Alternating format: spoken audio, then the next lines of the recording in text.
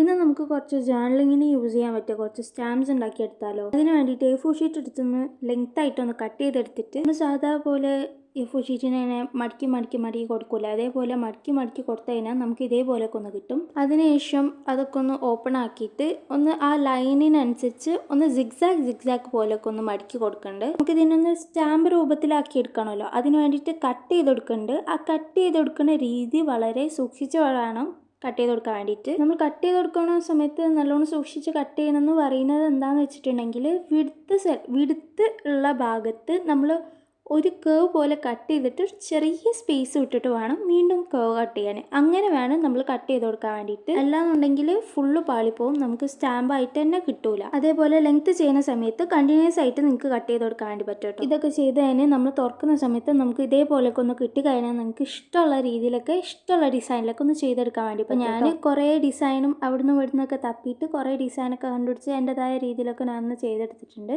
ഇനി നമുക്ക് സ്റ്റാമ്പ് ഇതേപോലെ ഒന്ന് ടിയർ ചെയ്തിട്ട് എവിടെ നിങ്ങൾക്ക് ഇഷ്ടമുള്ള സ്ഥലത്തൊക്കെ ഒട്ടിക്കാൻ വേണ്ടി പറ്റും. ഇപ്പോൾ പറയുന്ന പോലെ തന്നെ ലൈക്ക് ചെയ്യാനും ഷെയർ ചെയ്യാനും സബ്സ്ക്രൈബ് ചെയ്യാനും കമൻറ്റ് ചെയ്യാനും മറക്കണ്ട.